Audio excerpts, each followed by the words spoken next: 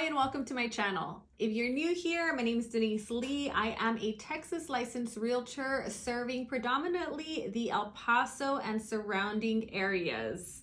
I've been a real estate agent for almost 10 years now, and my goal is to help make the city stronger, one smart move at a time. So let's get started.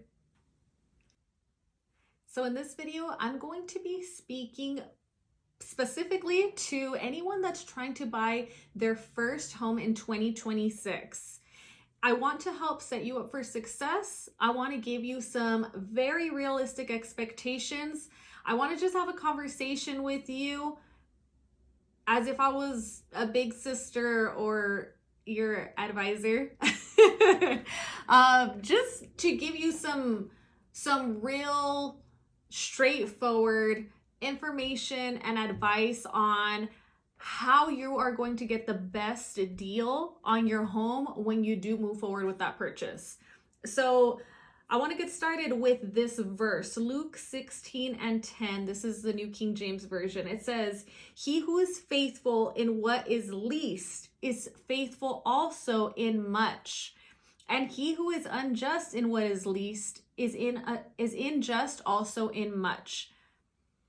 I start with that verse because one of the key elements that I see that hinders first-time home buyers from taking that leap and making that move forward into home ownership is the track record with the financial responsibility that they have prior to becoming a homeowner. So the people that I see get the best deals year after year, and I've been doing this for almost 10 years now, are the people that are financially responsible with what they bring to the table before they buy that home. So let me explain. I'm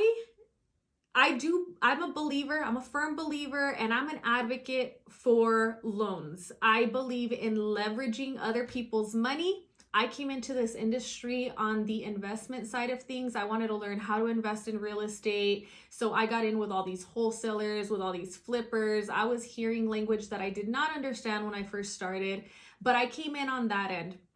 And on the investment end, it's very much about leveraging. It's very much about partnerships. It's very much about relationships.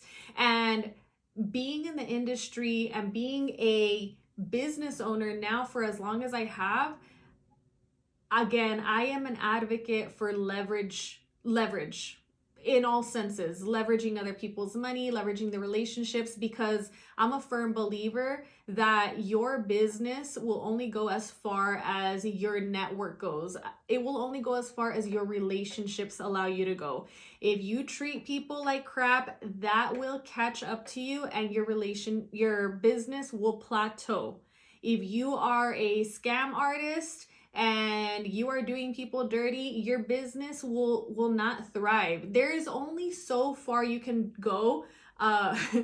We were watching the documentary on P. Diddy last night. We started the documentary and somebody said, like, there's only so long that you can go on hurting people before that's going to catch up to you. That just is what it is. So moving back into the mortgage aspect of it, I do believe in leverage. I do believe in leveraging loans, but be accountable to your role in that relationship. So a lot of times we're in partnerships and we don't even realize it. That's something that I realized once I came into the industry. I was like, oh, wow, it's all about these relationships. It's all about these partnerships. But the truth of the matter is that in life, it's all about those relationships and it's all about those partnerships. And you don't have to be a business owner.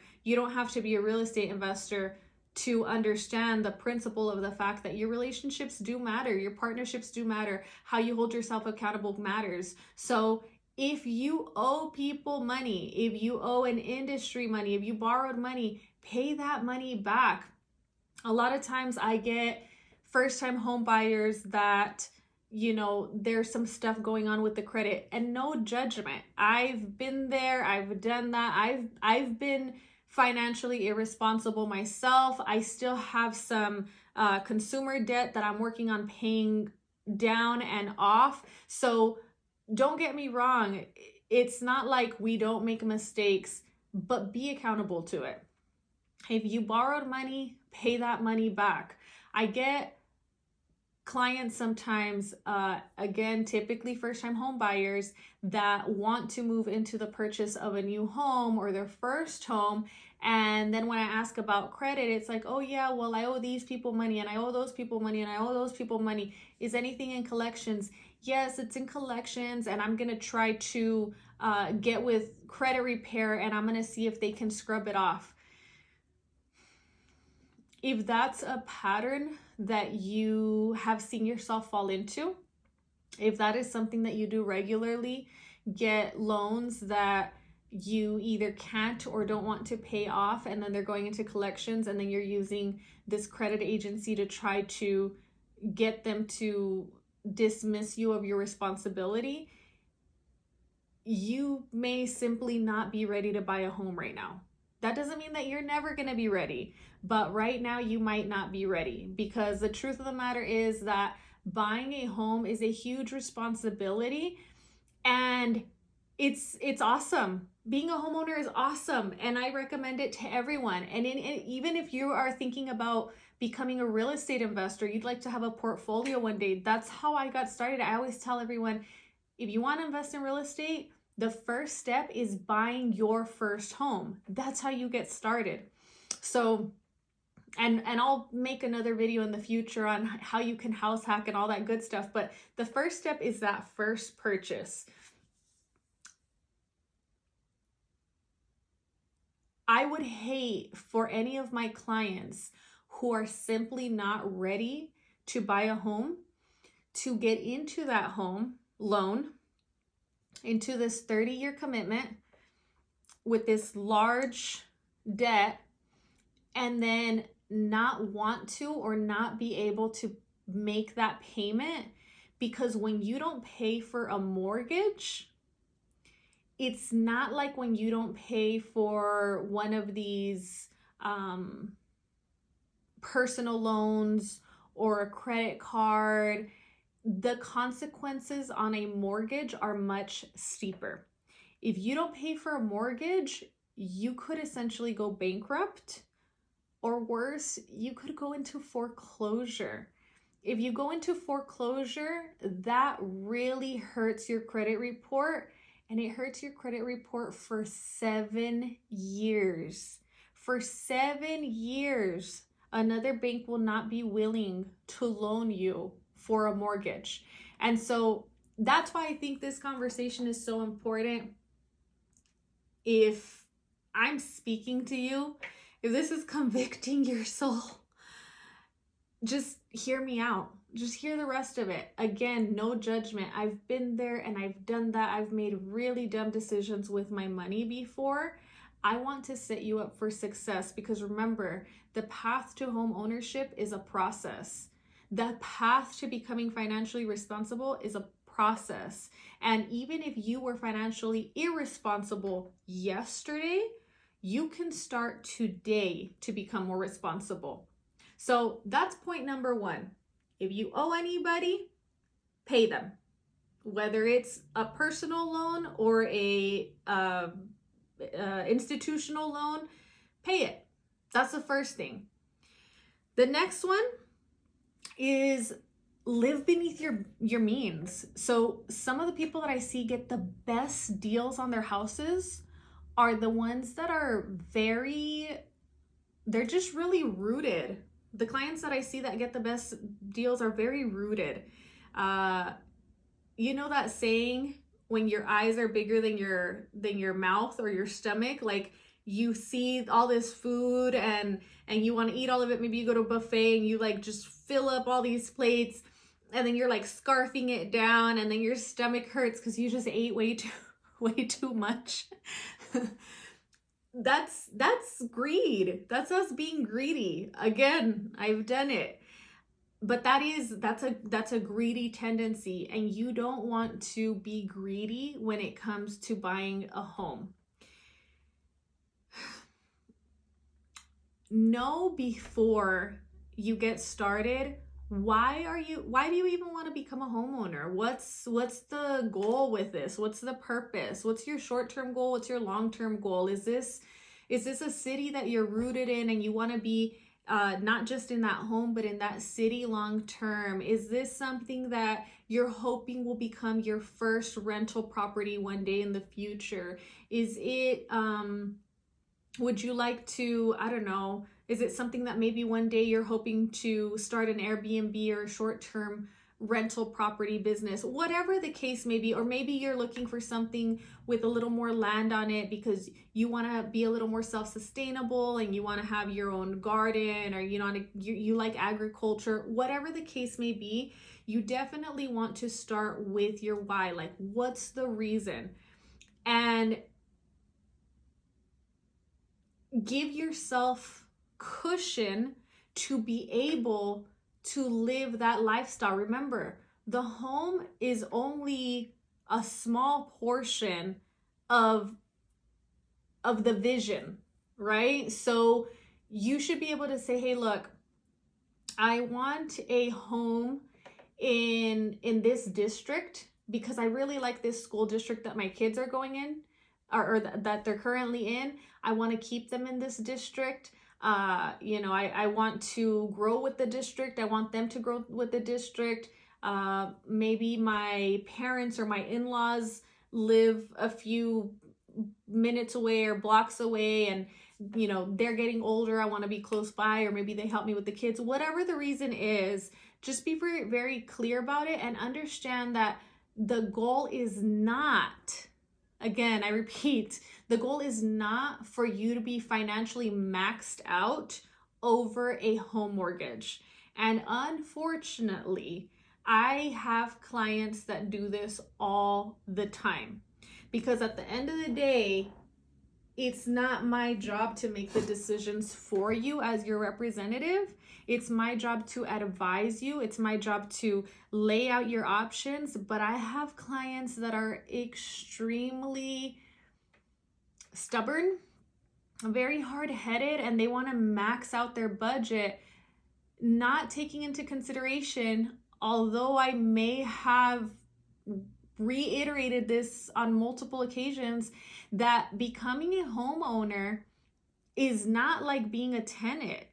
It is more expensive to own than it is to rent, because you don't have a landlord a phone call away whenever there's a noisy toilet or a leaky faucet. Hey, something's messed up. Can you come and fix it? And then they fix it and it's on their dime. They're paying the handyman. That's not how it works. Now it's all on you. So you want to leave yourself a little bit of spending cushion. Don't max out your budget on your mortgage. Allow yourself to have a little bit of cushion so that you can have money for maintenance. You got to maintain the property. It's just like driving a car. You have to go do oil changes, right?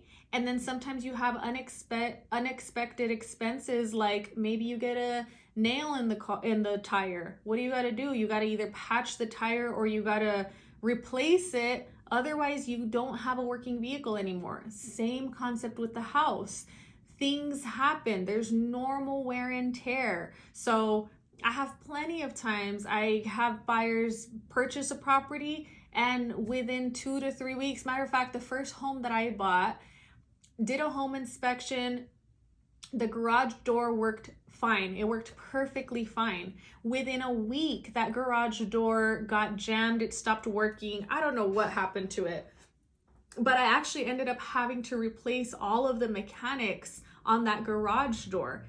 That is an unexpected expense for maintaining my property so that I could use it the way that I want to use it. Otherwise, my garage would, I guess technically I could still use it just through the entrance on the inside of the home, but that's not how I wanted to use it. I wanted to be able to come and go with the regular garage door. So you want to have money for maintenance, and then You want to be able to pour into your home. This is your home. So maybe you want to do some landscaping. Maybe you want to add an accent wall one day. Maybe you want to throw a cute mailbox in front of your home. Whatever it is that you want to do, if you have completely maxed out your budget on that mortgage, you are not going to enjoy the home that you purchased the way that you envisioned yourself being able to. So that's going to be tip number 2, is live beneath your means. And that's something that you can practice now before you get into that mortgage. Okay. Lastly, who I think is going to get the best deals on their home purchase in 2026 are people that pay their bills on time. And again, it seems like duh, but clients that come in looking to purchase a home that have late payments, whether it's on a credit card, whether it's on a car payment, on a title loan, whatever the case is, late payments are a huge, huge, huge red flag to the bank. Remember, the bank, when they look into your financials, they're trying to see what type of a risk is this person to us. Are they going to do what they say they're going to do? Are they going to pay us back?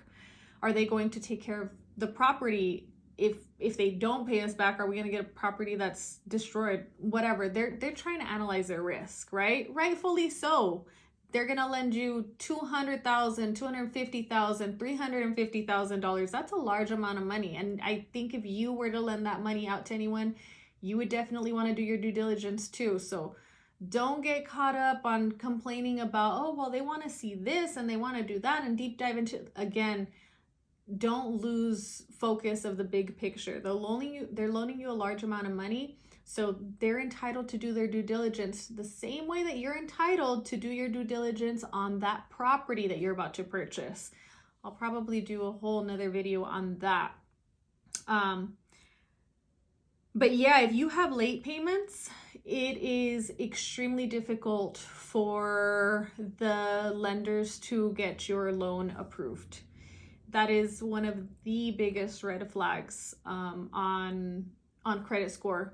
Aside from foreclosures and bankruptcies, late payments. They do not want to see late payments. So I definitely recommend that you do what you need to do to get those bills paid on time. Maybe you need to sign up for like an automatic withdrawal, automatic payment, something like that.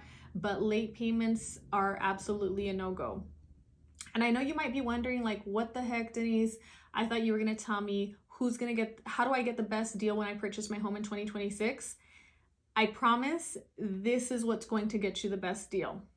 Because what you don't realize is that all of this that I'm telling you, this is all a reflection of your financial integrity, right? All of this is going to be on your credit report.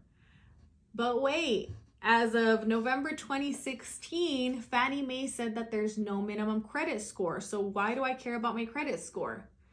Well, that's true. Fannie Mae did say that there's not going to be a minimum credit score requirement. That's true. However, they didn't say that you don't have to be credit worthy. So the credit score is determined by how much financial integrity you have. Those are the things that create your financial integrity. How maxed out you are on your credit, when you pay your bills, how much you borrow, if you pay those bills back.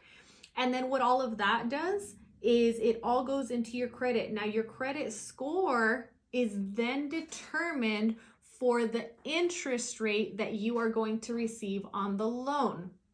So just like when you buy a car or you get a credit card, you're not paying it back only dollar for dollar. You're not going to borrow $100 and pay $100 back, right? You're going to borrow $100 and then on credit cards, you're paying 25% on it, right? So you're paying 100 and some. and the calculations are different. For the sake of just an example, maybe you're paying $125 back, right? Same on your mortgage. You want the lowest interest rate, but you don't want to just wait on the market. The market's going to do what the market does for years and years and years. And the truth is that home prices just continue to go up. That's actually one of the benefits of being a homeowner, is that this investment that you're purchasing, this is an asset. The house, it's an asset. The value of the home, we are hoping, is going to go up in value over the years, because now this investment that you've purchased has gained value, right? What does that mean for buyers? That means that when they're looking to buy a house, those home values throughout the years are going up in value. So historically speaking, home values are going to continue to increase. Interest rate. I know there's a lot of talk about the interest rate, but you have more control over that interest rate than you may think, or than is put out there. The people that are going to get the best deals in 2026 on their home are the people that are financially responsible, and their credit score, their financial integrity reflected on that credit report is very high. So you want to make sure that when you go and apply, you look like you have the best financial integrity. You want the lender that's sitting there taking your application to be like, oh yeah, I would lend you $100,000. You're great. You're great at paying this money back. You're great at paying on time. There's no issues here. Like, that's the response that you want to get. And again, the credit score is what's going to be determined to give you your interest rate. Your interest rate is going to help determine how much buying power you have, because the interest rate is coupled with the principal of the loan, right? So the higher the interest rate, the less buying power you have. For example, if I get a 10% interest rate on my approval, I may only be approved for a $200,000 home. But if I get a 7% interest rate on my home loan, I might get approved for a $260,000 home. But Denise, that doesn't make sense. Yes, because that interest rate helps determine what your monthly payment is, which is how much can you afford monthly. So you want that interest to be as low as possible. And that, my friends, is how you are going to get your interest rate as low as possible. I hope that this video was informative. I hope that you got something out of it. If you have any questions, I know it's a lot of information, put them in the comments. I will be looking out for those questions, because I want to be really clear on this information, and I want to help you get into your first home in 2026. As always, all of my contact information is going to be in the captions. If you have any questions, feel free to reach out. Remember, smart moves plus strategic investments equal rich rewards. Talk to you soon.